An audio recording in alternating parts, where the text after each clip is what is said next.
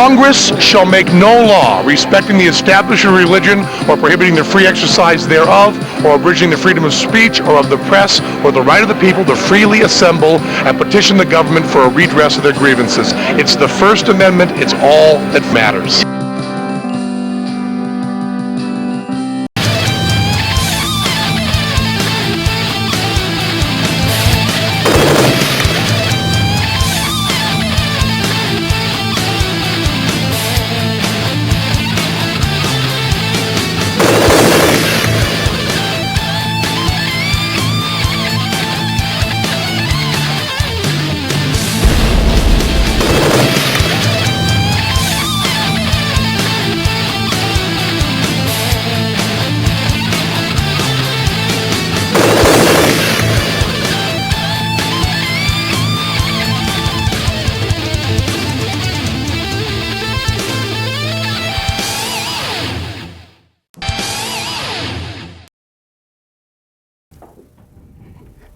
Big Rick's back, and I'm not just talking about because I'm back from Aruba. Look at the attire.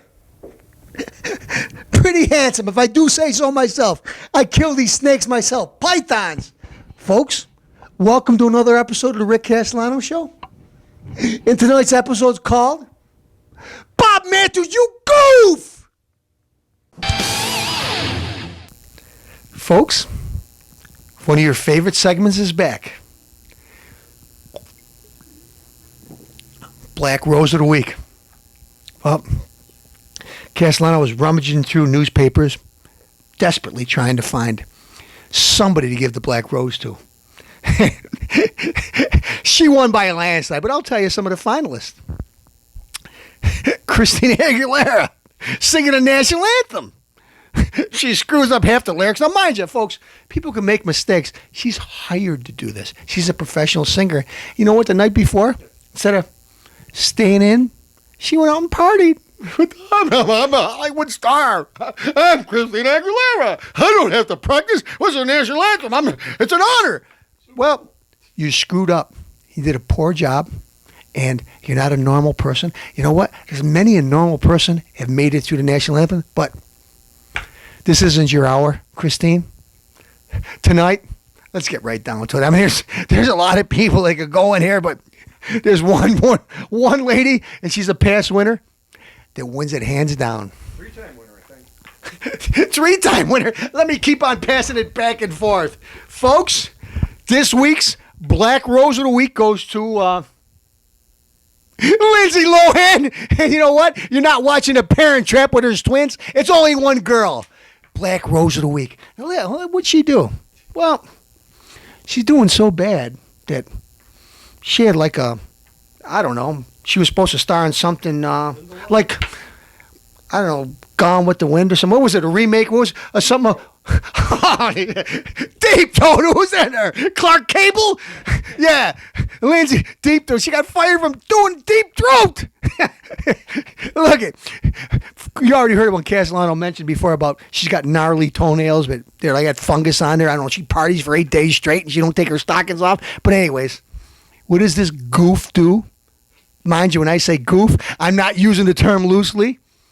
She goes to a jewelry store, walks out with a $25,000 necklace. It's not a felony. She didn't do it, but they got multiple offense when they show her with the jewelry on. She's in and out of court, in and out of rehab. Lindsay Lohan. Should I feel sorry for her? She's had too many chances. This is a girl that doesn't show up for court, and she thumbs her nose at society. Look, I'm going to thumb my nose like you took off your stockings. That's the kind of thing I think you stink. I think you deserve the Black Rose of the Week.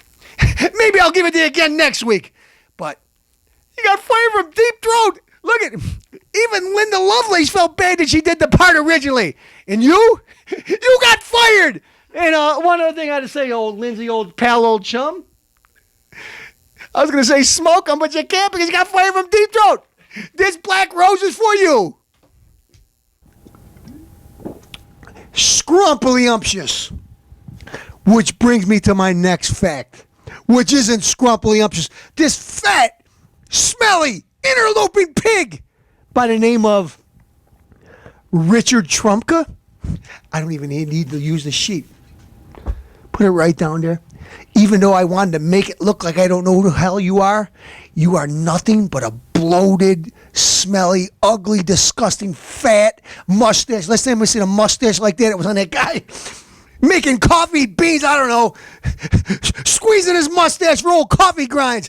Anyway, you smelly pig, what do? You're the head of the AFL-CIO. Gee, you know what? That used to be a respectful organization. When Jimmy Hoffa was around? No. What do, you fat, interloping, disgusting... Well, I keep on saying smelly because I looked at you, I seen crumbs from your last meal, or 5 meals ago. It was in your mustache. You gray-haired, ugly, bloaty. When I say smelly, I mean smelly. Look at this guy. You give him 10, 12 bars of Dove soap, body wash, Listerine. He could use them all, and he's still smelly. Look, you know what he reminds me of? Who's that guy who used to go out with Jackie Onassis there? The guy, Aristotle. That guy never was clean. He's always spitting out olive seeds out of his teeth. Oh, he had mud, uncircumcised mud. Anyway, I don't know if Trump was uncircumcised. I don't even want to think about it. I didn't want to think about Onassis. But anyway, Trumpka, we're going to get serious on a note. What'd you do the other day? You told the bus drivers, not any bus drivers, the bus drivers that drive little old ladies, men, sickly children to doctor's appointments, to call in sick. 1/3 of you AFL-CIO bus drivers didn't show up. And a lot of missed appointments, sick, cancer patients, chemotherapy patients, people that need to be on dialysis. You said for your sickening, you fat, smelly pig! You sickening, disgusting, partisan, you don't really care about anybody but your organization. Look at you, fat, smelly pig. What do? You got golf courses. You're shoving pot roast down your throat because you're fat. When I mean fat, you're fat. You got crumbs on your mustache from 10, 12 meals ago. Why do I keep on saying this? Because you are fat. You disgust me. And I keep on looking at you. I'm thinking, what do I despise about this guy? Everything. What does he do? Don't show up for work. Why? Because we got to make sure our union money. We're gonna hold the city hostage like we've been doing for years.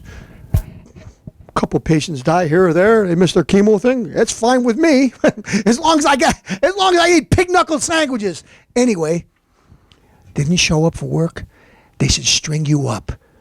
Castellano, are you saying they should string them up like in the old days in the Wild West? Yes! You think I care about this guy? He don't care about nobody. He don't care about my grandma. He don't care about my sick nephew. All he cares about is the next baby back rib he gets shoved down his throat. So, Mr. Trumpka, AFL-CIO, I despise you. Castellano can't stand you. And folks, if you're a member of this organization, think twice about it. Don't let him hold you hostage. Don't let him keep on lining the pockets of these Democrats that tell people not to plow. During the biggest snowstorm in New York City's history, 2 people died because of guys like this insect. Richard Trumpka, did I mention he was fat and smelly? Listen, Mr. Trumpka, in all seriousness, come see if you could put Barry Castellano over in Giant Stadium. Send your union workers over to Castellano. I'll mop the floor with them. You're watching the Rick Castellano show, and if you don't like it, too bad. Wait a minute, one other thing. Smoke them! Welcome back from the commercial break, folks. Tonight, we're going to talk about somebody I should have talked about a long time ago. People have been calling in. We've been talking about it in the hangouts, golf clubs, restaurants. And who do they say? Who's the best football player? Who's the best baseball player? Who's the best basketball? Who's the worst sports announcer or sports writer? Who could it be? Let's see. Rich Funky? He is a little funky, but Bob Matthews, the worst. Folks, This guy's clueless.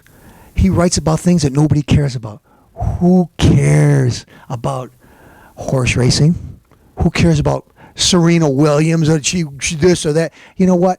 Don't try to act like Bobby, like you're trying to push it because let's not act like, whoa, I'm Bob Matthews and I love everybody. Talk about steroids all the time, Bobby. Serena Williams, she does more than most of the guys. Alex Rodriguez, no good. He's been a Hall of Shame. Barry Bonds, guy hit some good home runs. No good. He took steroids. What about Miss Williams? Let's see. Is it suspect that just recently all these ailments you have? Bobby, read the label. When you're at the racetrack next time, when they're injecting one of the horses some of this stuff, all the symptoms of some of the stuff that Serena Williams has, steroid related. Bobby, you're clueless, Bobby. Tiger Woods, one of your heroes, that you bought the golf club that his wife whacked him over the head with, and it's the best you ever hit a ball with. Anyway, he's doing terrible. Why? Emotional distress. No, Bobby the Pooh. It's because he can't take any growth hormone. It's not Castellano saying this. Do you remember the doctor that got caught? There was Tiger Woods was on the list that he treated Mr. Woods with some special formula that he traded some of the football players and baseball players with? Tiger Woods, your hero, Bobby. You know what? He sucks now. Why, Bobby? Well, no. Castellano's going to tell you this. He's middle of the line. Why? Because he can't take the growth hormone. He can't take the special pills. Why? Because they're checking his garbage pills. He's got a lot of people looking to try to find something out of him. So what happens? He's an average player at best. Bobby. Okay, go after the people you should go after. Or go after everybody or nobody at all. But anyways, Bobby. Bobby the Pooh. Because you got that big belly and you always got your nose in a honey jar. You're clueless. Let me tell you something. I bet a parlay now and then, like everybody else does. Bet football, read through the sports section. Let's see. What's what Bob Matthews says? San Francisco, they're a shoo-in to win. Oh, Chicago. Pick Chicago by 10 points. Well, week after week, I listen to your reason. I don't know what reason you got because there's no reason for your answers because every week I say it shows how many wins and how many losses you got. I'm 3-37, 3 wins, 37 losses on picks. The next week, this winning with or without the spots, terrible. You're one of the worst pickers. Why do you even pick? Whatever you pick, I pick against it. That's how bad you are. And I'm winning money every year. Anyways, Mr. Clueless, now we're going to go to your most embarrassing moment. Folks, this next gentleman we're going to talk about is my hero. This was in a newspaper a few years back. This gentleman, let's just call him John. That's his first name. Folks, big dude, tough dude. And I'm glad he's my friend. Anyway, this was on Saturday, 3/6/82. Mr. Matthews, you're talking about your most embarrassing moment.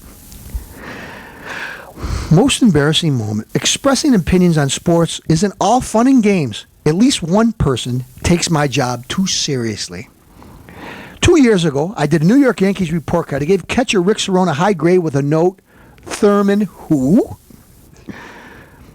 Obviously, Cerone had a long way to take Thurman Munson's place at New York Yankees. Unfortunately, Munson's number one fan in Rochester was and is a 270-pound bouncer. It went near. Pictures of Munson all over his house. Munson's number on his license plate. The whole works I found that night out that I was introduced to him right after he threw a pitcher of beer on my head. It's a perfectly good waste of beer. He invited me to step outside and settle things. I didn't know what he was talking about. Naturally, I declined. Beer in the face is one thing. Blood is something else. I always knew this job was fun. Until that night, I didn't know it. It could be dangerous too. Well, Bob Matthews. That's the first time you made the right decision. You would have went outside, he would have dribbled you up and down the street. The Whitney would have had decorations, Christmas decorations and all kinds of colors all over the place for years to come. Good thing you didn't step outside. Johnny boy, I'm glad you threw a pitcher of beer on his head. I wish you would have threw a lot more. This dyed ginger ale is for you. Folks, you're watching the Rick Castellano Show. Do you want to see action?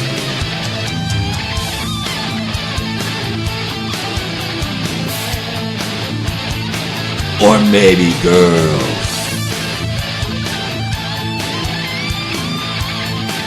Then tune in to the Rick Castellano Show.